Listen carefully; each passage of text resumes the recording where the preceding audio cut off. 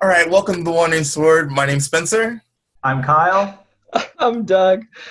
And we have a special guest for you today. We have Jess Finley. She is a swordswoman extraordinaire, wrestler, author, researcher, and many other things as well. Jess, I'll give it up to you to do a short introduction if you so wish. Hello, I'm Jess Finley. I also love swords a lot. Oh, and no way. have been doing something with swords since 1997. And basically my focus is on 15th century German martial arts. And so that includes all of the swords they might have ran into, but also spears and poleaxes and armor and wrestling and daggers and horses and all that stuff. So that's what I do. I love it. And I can't wait to let all of our viewers know a little bit more as we go on. So, as I give you a little introduction, Jess, basically, what helps you form your passions and your endeavors? Like you said, 1997, I believe you said? Yeah. What made you first be like, this is what I want to do, how do I do it?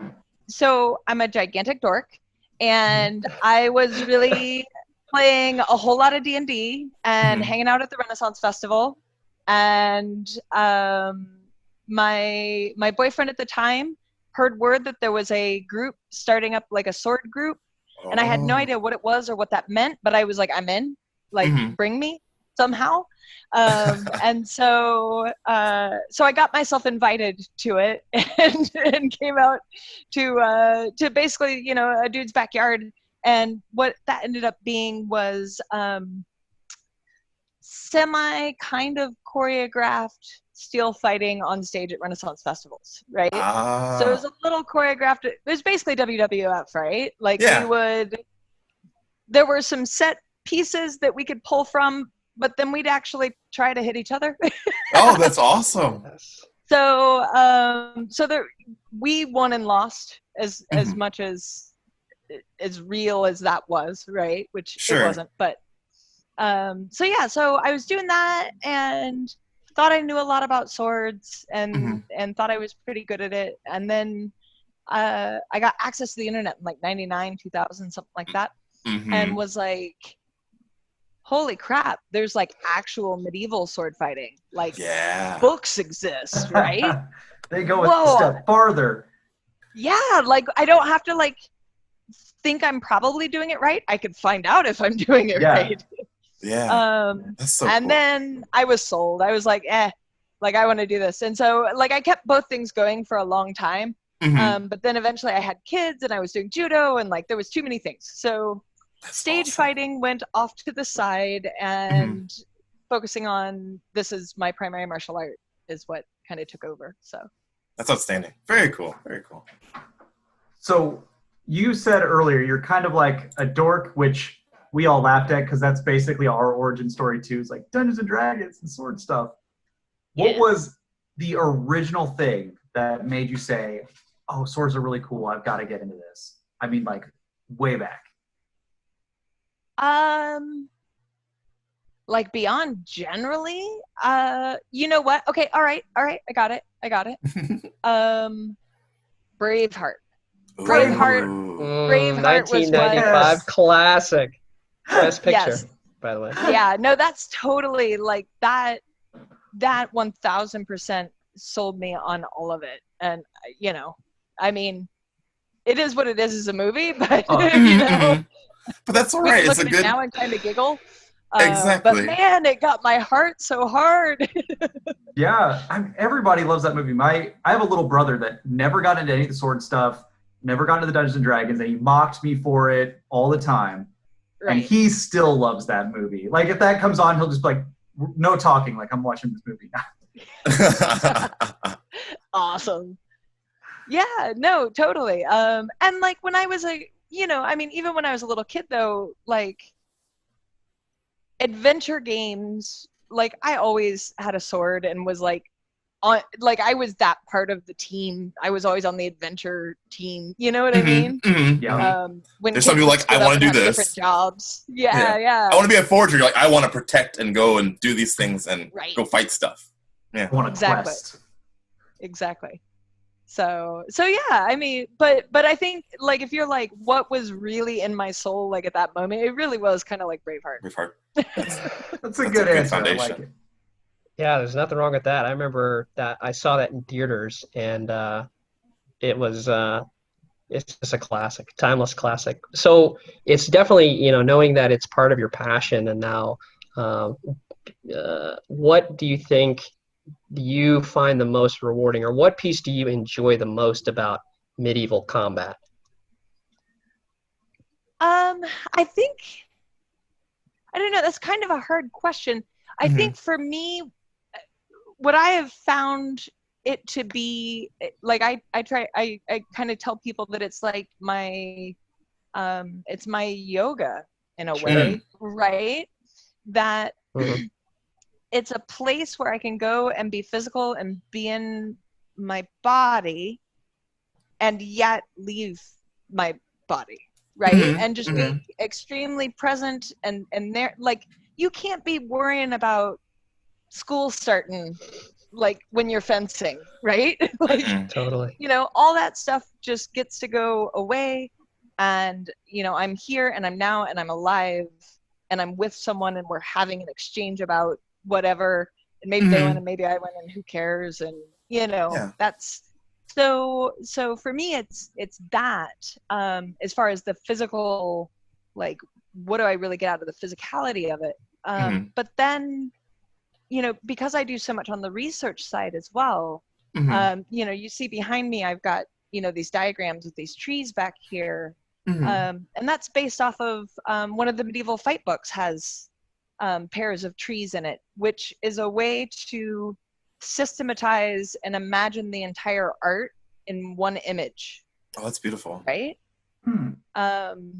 And so the exploration of the physical art, along with like, how do you contain an art and an image inside your mind, and I play with that, and it becomes a thing I meditate on and ground myself with. So that's very cool. Yeah, I hope that answers the question. No, it definitely answered my question. We're kindred spirits, I feel like, in that regard of, it's a place of self-reflection, but also even in competition, your lone competitors with yourself, your best performance, and continuing to self-actualize and using that, using that state to better yourself.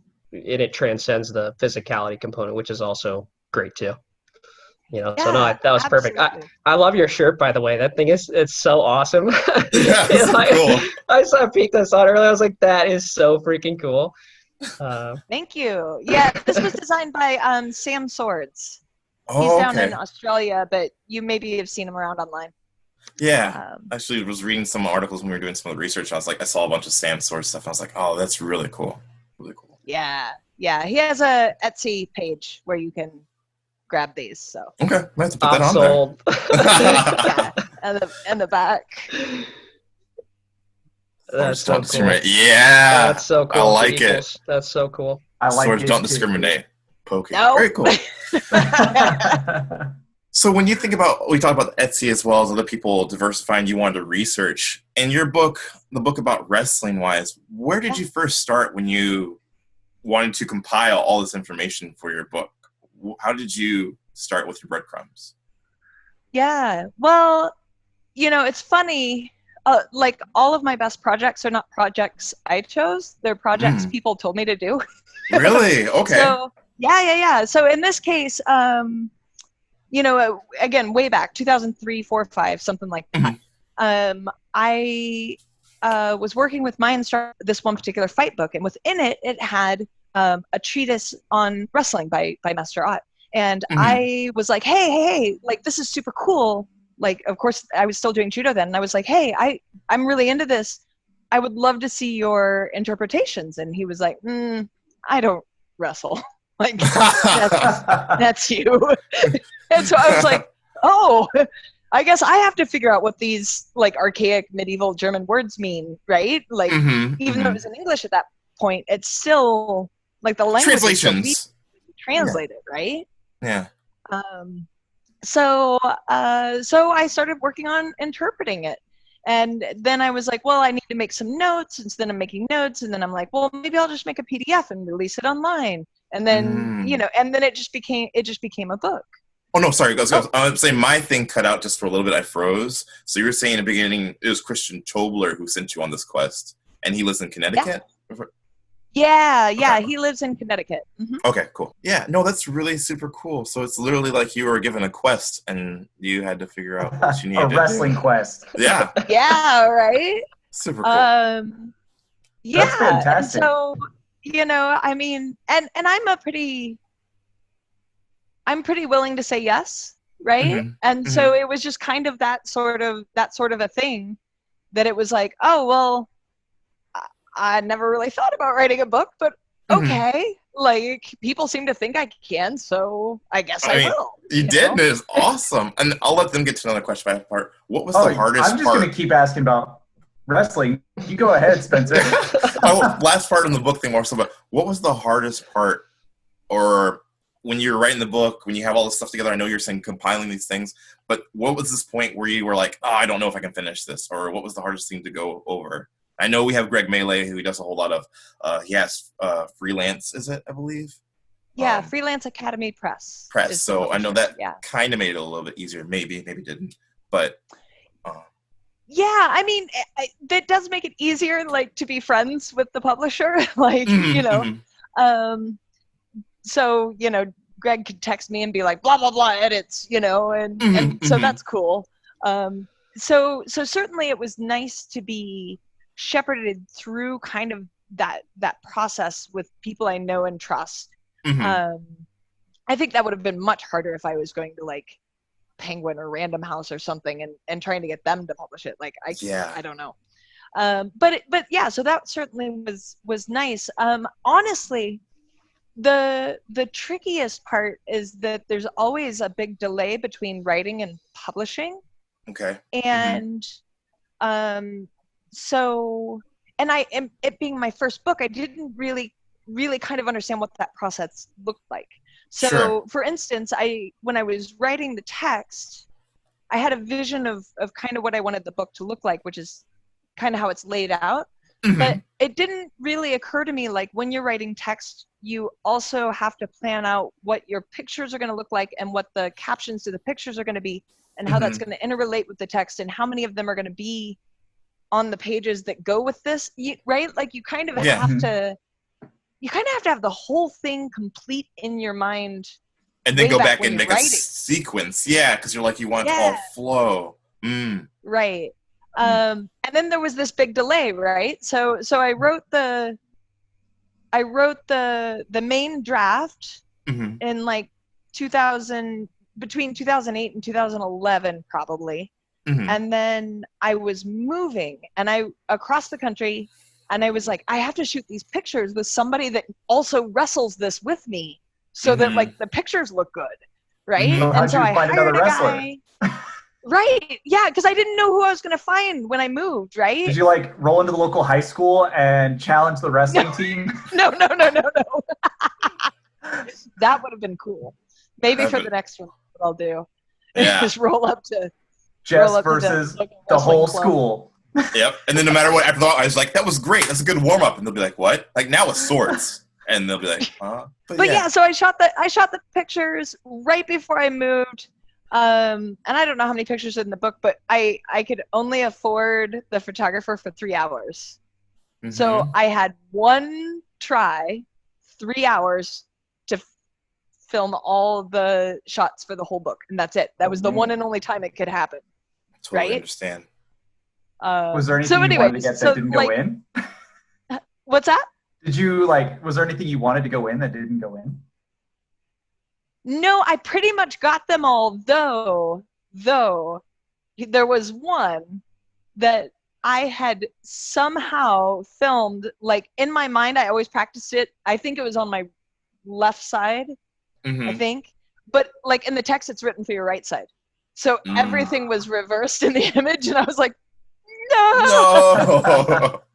I mean, we fixed it and, like, photoshopped it and flipped it and did some stuff to make it come out okay. But yeah, there were a couple foo bars like that we fixed Thank God for Photoshop. Yeah. Mm-hmm. So, Jess. Yeah. When it comes to medieval wrestling, I love wrestling in general. Like, I wrestled in junior high and high school. My brother's now like a high school wrestling coach. Awesome. And I've actually like looked at your book before, like to read the interpretations. I was like, what's the difference between this modern sport we have and, you know, some of the roots that it had in 500 years ago? So did everyone study wrestling? Can you tell us more about like medieval Germany and the time where they would do that? Yeah. Well, I don't know that everyone studied wrestling, but everybody wrestled. How about that? Okay, fair enough. So that is a difference. There's a difference. Yeah. There is, right? It was very much a cultural, like, rather than going out and playing basketball or golfing, you went out and wrestled, right? Mm-hmm. So, like, you and all your friends would get together and do it. It was pretty common, for instance, in England and probably in Germany, but I know for sure in England, that they would, every Sunday after church, you would have wrestling and archery, right? And on like church holidays, which were pretty frequent, they would have wrestling tournaments, and so you could win like a chicken or a duck or whatever, like food, right? Like that was the prize. I like that. Yeah, so it was very much embedded in the culture, and you can see this reflected in examples of like whenever you see a medieval drawing that's labeled like peasants fighting, right? They're wrestling, right? Somebody's got somebody's hair, somebody's got somebody's jacket, and maybe a punch or a kick is being thrown. But they're in, like, they're pulling each other in, you know? Yeah. So it very much was both for fun and for defense and for offense, right? And it was largely a stand-up art, right? There's a little bit of groundwork, but not much, because if you're looking for self-defense as a medieval person, everybody's carrying a dagger, if not a machete, right? Yeah, going to the ground doesn't sound ideal if there's, you know, like a guy gonna pull a knife on you, or groups of people for self-defense. Yeah, that's interesting. Yep. So the self-defense stuff, while it still gets called wrestling when you look in the book, like it can include stuff like, you know, grab him by his hair and run him into a wall, right? Sure, wrestling. Sure. Wrestling starts there, and then it can always go here and here and here. Right. Very cool. So that's what would be different to modern, right? Because now we've become very, very focused on the ground game, and culturally, when we think of wrestling, we think of a ground game primarily, right? Yeah, from Olympic sports and wrestling, high school type things. Yeah, definitely, that makes sense. But I mean, if you look around, there's all kinds of examples of cultures of stand-up wrestling that still exist, that are old, that are all over the world. You know, there's like, I don't know if you guys have ever looked at like the Turkish oiled wrestling that happens. Yes, it's so cool. It's so interesting. Those dudes are so buff, right? But yeah, that crazy oiled wrestling. But that's a super medieval approach to a wrestling tournament, right? France has Guren, which the Norse have, I forget the name of theirs, but they talk about a lot of the, I mean, people call it Viking, but it was the Norse Scandinavian wrestling one. I can't think it starts with a P. It's not Pew, I don't know, but they have that whole story too. Yeah, the moment you mentioned it, it left my brain. Yeah, sorry. but yeah, there's those ones, all over. And then of course, you know, more things we know of, like judo or Chinese wrestling, or, you know, I mean, we could look anywhere. Yeah, no, that's so interesting. And as a teacher and a combatant, you've offered, you know, through your school and your manuscript, your books, your expertise to combatants everywhere. You know, I think for me, I'm really interested. You know, what other training recommendations would you offer, specifically women who are on their journey as medieval combatants? Yeah, well, you know, it's interesting because as far as like doing the thing, there really isn't that much to offer different, right? Sure. Not really. There's a couple of weird anomalies about like carrying angle and elbows that sometimes matters, with swords. But that's more just looking at a human than looking at a gender, right? And seeing what they're bringing. But certainly there is cultural stuff that comes with, right, coming into a club and doing a physical art, and as far as advice, I think usually you can tell if you're gonna have a good time if you walk in and you're the only person that looks like you in the room, right?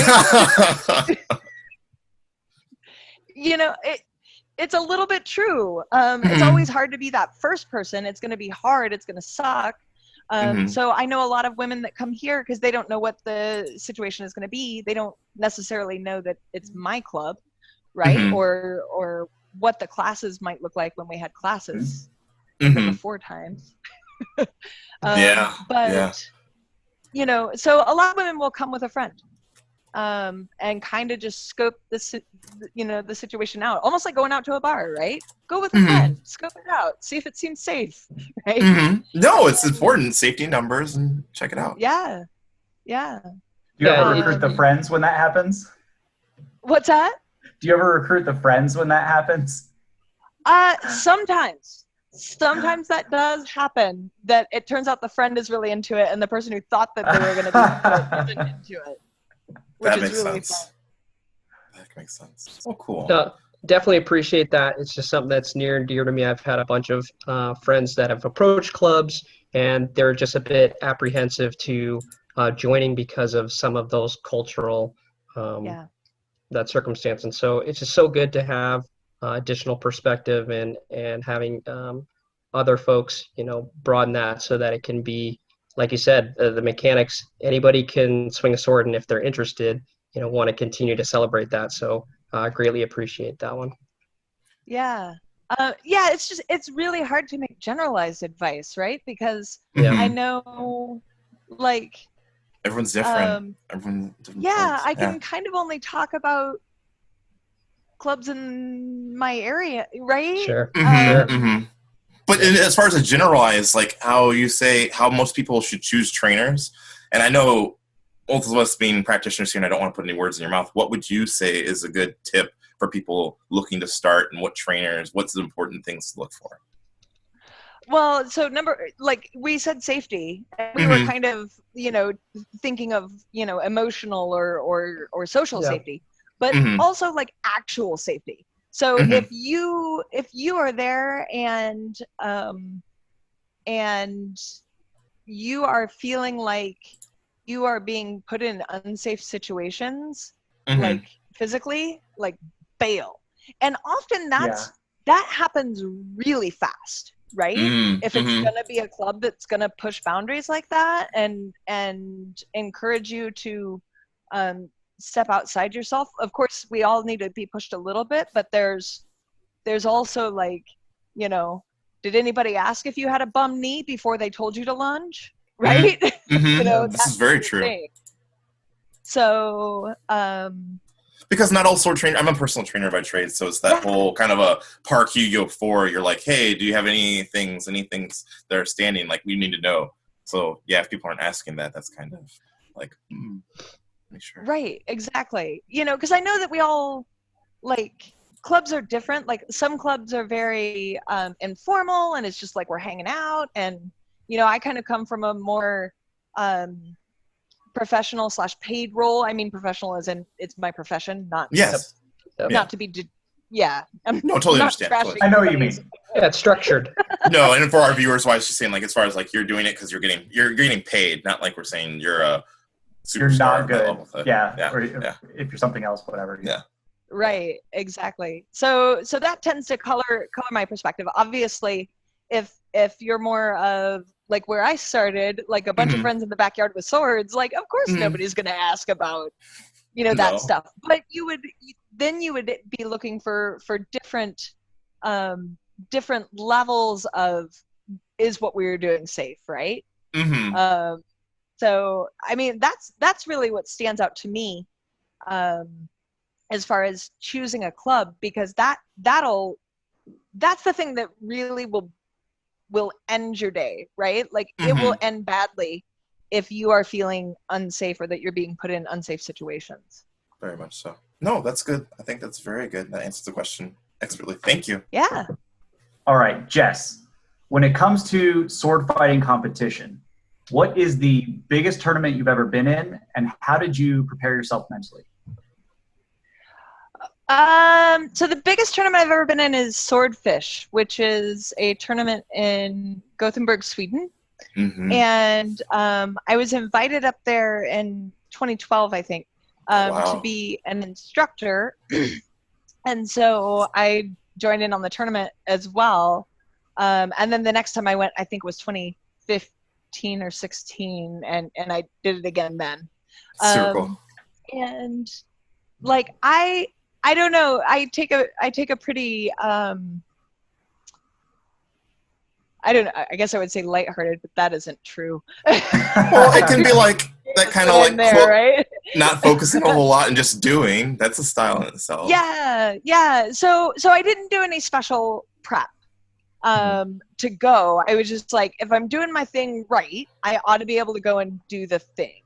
But certainly when I'm there, or when I was there, especially that first year, I was really good about like going and sitting and watching the people I was gonna fight, and like making observations and getting quiet in my space and in my head, and and just kind of really dialing in on like, oh, this person really dislikes their space being encroached on.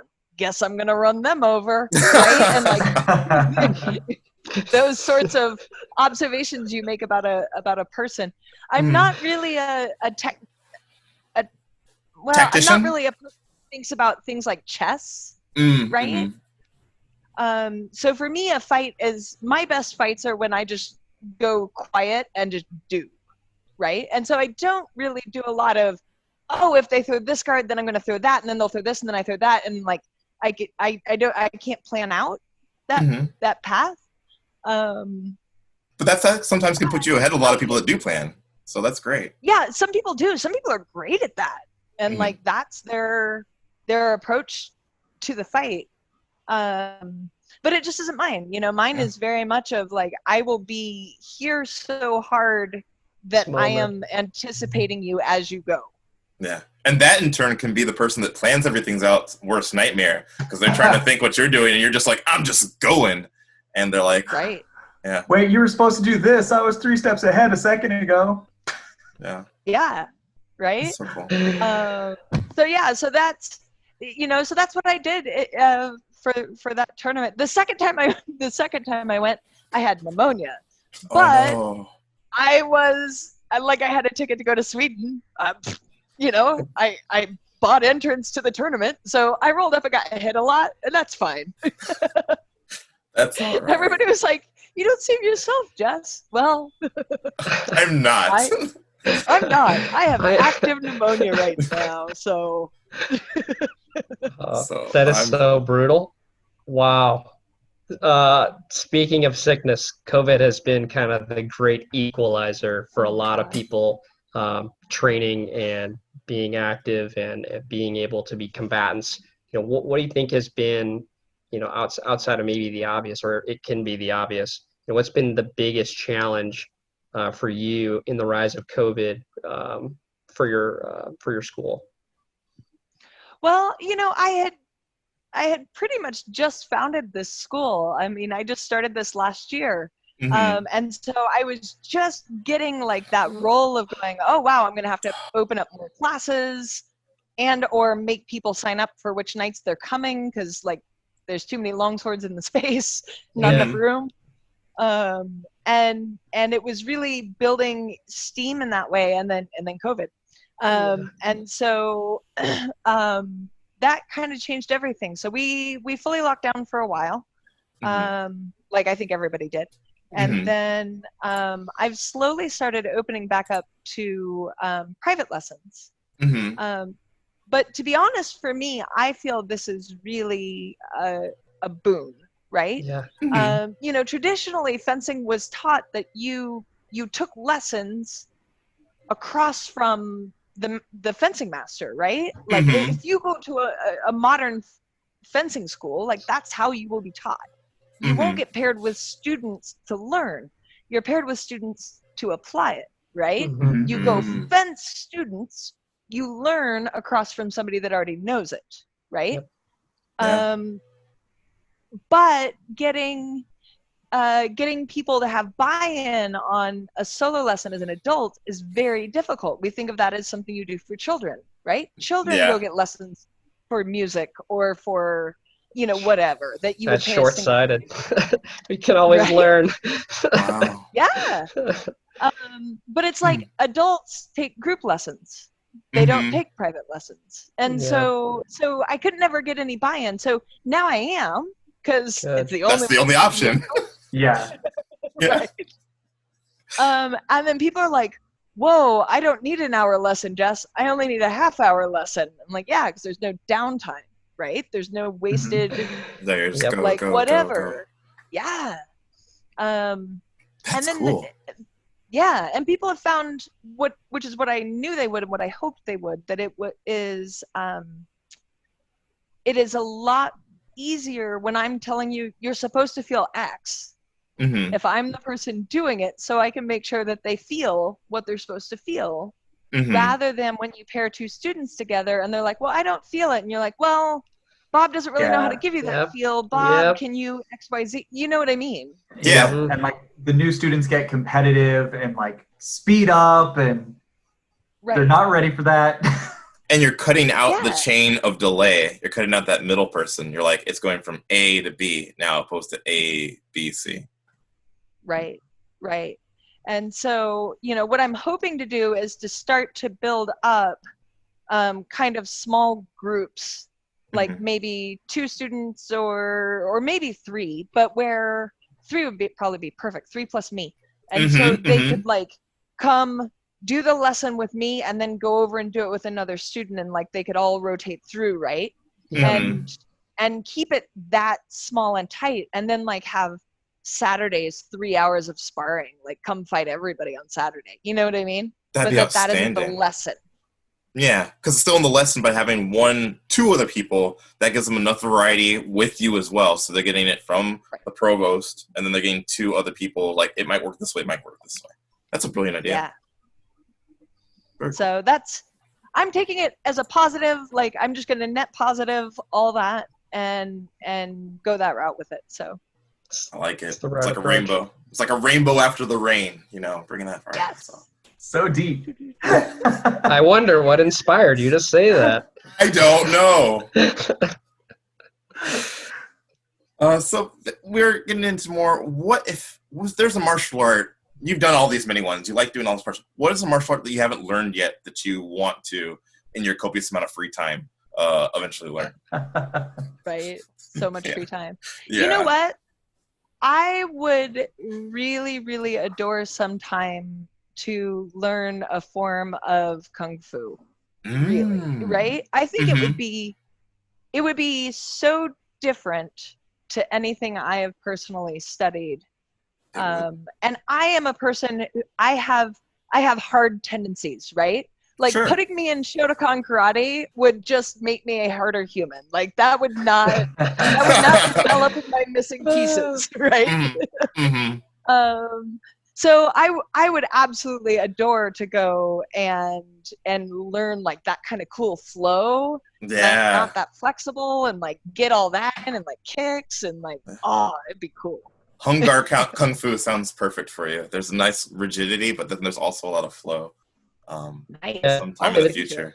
Yeah, and it sounds like that would be kind of the shared values in between the introspection, being in your body, in the zone, and kind of that introspection piece that we were talking about earlier. So maybe that's it, or maybe it's not. I've found that be whenever I take like a single Kung Fu piece and I put it in Western martial arts, everyone just like their jaws drop. And like, that's the craziest thing I've ever seen. And I'm like, it's like our first form for the flow. And everyone's like, goes wild. That's really Right? cool. No, that's awesome. Sometime in the future, once getting copious amount of free time, I'm not a teacher in any of these aspects, but I know enough that I'm like, I could throw something at you and be like, try that. And, Try that. but Oh, that'd that's be cool. cool. That'd be I fun. would love that. Excellent. Please make it happen. So you're one of the few people that has managed to become a professional teacher for doing this sword sport that you love. What advice would you give to newer teachers based on your experience? Do you mean if they were like aiming to become professional? Yeah. Yeah. Okay. Or even that in between. So becoming a professional martial arts teacher is basically a path from no money to dozens of dollars, right? And that's it. So you have to kind of just mentally prepare yourself for that reality, that no matter how amazing and wonderful, like, and big you blow up your school, like, it's still not going to be a lot of money, and it's still going to be more work than money, right? And so, like, it can be very hard to approach without, you know, maybe having a partner who has, you know, a big paying job, or right, or you know, some sort of situation like that. It can be daunting to get started, but I still think it's worth pursuing teaching for all that, you know. I think about like my judo instructor, so who I learned judo from, Arden Cowherd in Topeka, Kansas. He opened his dojo in 1961, and I started training with him in 2001. So that already tells you how many years he had in. Yeah. And it was this thing, like, he had the same building, and so what he had done was he bought a house in town that had like I guess it was like a grocery in the 40s or something, but Cool. had a small outbuilding out back. And so he turned that into his judo studio. So it was on his property, so he never had to pay extra rent, right? And he told me the story that he said when Bruce Lee came out and was a thing, right? All of a sudden his dojo was full. It was full. He was like, I had classes all day long, every day, you know, sun up to sundown. And this place was packed. And I thought, yes, I have made it. It's going to be like this forever. And he was like, it lasted about 4 years, you know? And so, you know, it is part of the business that people are going to come and go, and there's going to be moments of excitement and moments of that, you know, it's just you and your two main students, and you're like, wow, okay, you know. And so I think it's just like pursuing the martial art itself, right? That there are going to be these cycles of growth and these cycles of diminishment. Yeah. You know, and where you're like, oh wow, I'm putting in all these hours and not really getting anything, right? Like when you're cleaning up a form, at the very end of cleaning up a form, like it ever ends, right? Like you just put in more and more hours for less and less benefit. But but then you're in pursuit of that, like, that was good. That was, and there's always like, oh, a little bit higher, a little bit crisper, a little bit this. Yeah. Yeah. Because you're always seeking those higher goals, right? Yeah. And so it makes sense they're harder to get to. That makes perfect sense. That's a really good answer. Okay. And then one last question before we jump into kind of like the winding down part. Sure. So equestrian activities, riding horses. What is your favorite primary source for horses and why? Okay, so my favorite is going to have to be Monte, Pietro Monte, who was Iberian. Was he? I always mix him up. Was he Portuguese? I think he was Portuguese. Somebody will look it up for me. You'll fix it. Fix it in post. But Pietro Monte is definitely my favorite, because so he writes this entire book on how to be a horseman, and he's like, you need all of these qualities, because it's going to make you a better person. Then he has a whole section that's like, you know what, our dads were badass wrestlers and we suck, we're really bad at it. We need to practice more wrestling. So I'm just putting a wrestling treatise right in the middle of this horse treatise because we need to get good, and we're not. And then he has a whole thing about how and this part I think is just so brilliant. How and why he's talking about jousting, but how and why jousters fail to hit their targets. And he goes into this. Say?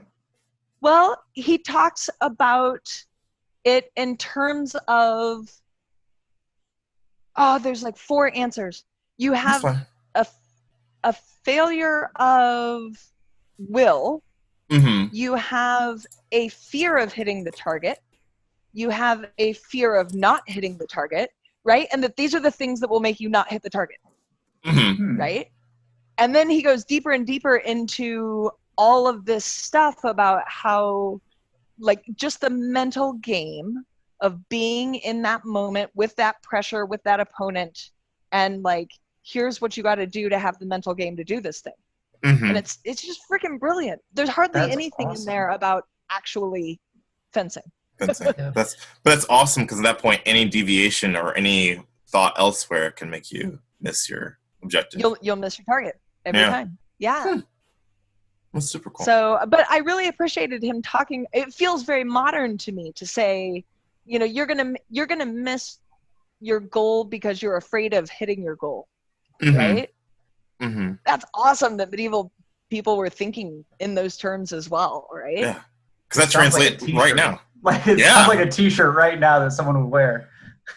Yeah. It almost comes to that whole weird thing where like you miss 100% of the shots that you don't take, and you're like, well, exactly. It's just it's a repackaging of that. Yeah, but it was so far, and yet it still applies. Well, that's cool. Yeah. So we just have a few other things I want to add to the question.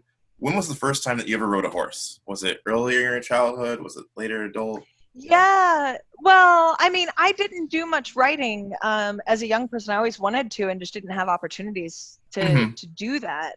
So, you know, like trail rides here or there, or a friend has a horse here or there. But I only picked it up in the past year, seriously. Very cool. And again, guess what you can do in COVID? Go hang out with horses. It's true. It's true. Yeah. So I've been able to keep up that practice, which has been really, really great. You know, and you want to talk about really a humbling experience of dealing with your own stuff, man. Like horses are like dogs that weigh a ton, right? Yeah. Like they can intuit that like you're having a bad day, and they're like, oh, if you're having a bad day, you're not that much in charge. I think I'm in charge. And then mix that with a little bit of a prey animal, to where even though we know they can stomp the heck out of most things, that they're skittish and like that might try to eat me. I'm like, you're ginormous. Stop being scared of stuff. And they're like, no, they're scared all the time. They're scared all the time. Unless you're in charge, and then they chill out. Yeah. Because they're like, oh, you're going to protect me. This is fine. That's right? so cool. So, you know, so yeah, so like my goal with the horse I'm working with right now, it's not my horse, but the horse I'm working with. But it's your partner that you're working with right now. What's your horse's name? Yeah. She's a rescue horse, and she had a really, really rough kind of Lord of the Flies sort of way too many young horses in a single pen for way too long sort of situation. And so she's easy to get skittish and freaked out about things. And so like my whole goal is to like get her super chill with me, and then like turn her into a battle horse where she's just like, oh, I sense you want me to kill that person. I'll go kill them. Right? Yeah. We can do anything. So we'll see. It would be cool. Now, I want to do mounted combat sometime. I think it'd be really fun to try that. It's awesome, Spencer. You have got to try it. It's going to work on it. I insist you do it with me. We got to go. We all will. And Doug, not to make this too much about us, why is my knight in the SCA, he made all of our squires. He's like, all you will be equestrian authorized. And a lot of us were like, okay. Me, I was like, that thing's really scary. I'm going to do my best that hopefully we are friends, and I will learn how to be a horseman. Yeah, I think Doug's been riding the longest, right? You've been riding the longest out of all of us? Yeah, I've been riding since 2006. Yeah. Oh, wow. I didn't know it was that long. He's like the Ninja Turtle. I think it was in Ninja Turtles 3. I'm being a goofball nerd right now, but where all the Ninja Turtles are trying to learn how to do horseback, they're all falling off, and then Michelangelo's like, "Woo! I got this!" and just flies off, and that's Doug. He's just like, I hate that guy. He's really good at this. That makes a lot of sense. And that's that. It's a lot of fun. They definitely have big personalities. You're right, Jess. Yeah. Well, thank you so much for your time. Last question, promise. Is there anything that you are planning to do that you want to share with people, or what is on the agenda for you right now? Like, what are you going to try to do? Yeah, I've got a lot going on. So right now, I have a Patreon, and through that I'm doing a lot of basically draft publishing of ideas and videos and stuff I'm working on. But I have a new wrestling book that is from a new source, Codex Wallerstein or von Bauman, depending on who you talk to, what we should call it. Okay. But it's a gigantic wrestling treatise. I think it's 95 techniques. There's illustrations and big words. So I have gotten that all translated. And so now I'm working on the writing all the, like, for modern people, like, what does that mean? The text and translations. Yeah. Right? So get those interpretations together, and then it'll be photos, and then that'll be a book. But all those translations are on my Patreon already at a certain level. I've got a couple other book projects that are flitting up here and there. So yeah, it's a lot, but it's really cool. It's kind of like we're coming into fall, and it's a harvest season, and I feel like I'm harvesting all these half-finished projects right now. You know. Sure, that's a wonderful analogy. That's neat. Yeah. That's very cool. Well, we wish you the best endeavors in this, and of course, I know one way or another, the three of us are going to cross swords with you and wrestle in the future. It's going to be great. We're going to seek you out, and we once again appreciate your time. And thank you very much. So much for joining us. Yeah, thank you all so much. You're welcome. Well, you know, I do host intensives here, so you can come and you can crash in my guest house and train with me. Oh, that would be so cool. Be outstanding. We will definitely put that on our Traveling agenda. and training, we love that. That's what the Wandering Sword's all about, and getting more people in the project. Well, cool. Excellent. And cut. Thank you, Jess, for taking time out of your busy day to spend time with us. We really appreciate it. Looking forward to crossing swords with you in the future. Make sure to check out her Patreon. Link will be in the description below. She has so many cool projects as well as other books she's working on. Jess, wish you luck in all your endeavors. We just hit 500 subscribers. Thank you so much for listening to our channel and tuning in. We really appreciate you. In the comments below, put any questions you might have. We're looking forward to do another Q&A session. We look forward to answering some of your questions as well as figuring out what else you want us to cover. Once again, thanks to our patrons. Shout out to our top patrons, Ajax Dragonfuhrer, Cedo Sama, and Byron Swanson, Pathfinders of the Wandering Sword. Wander on.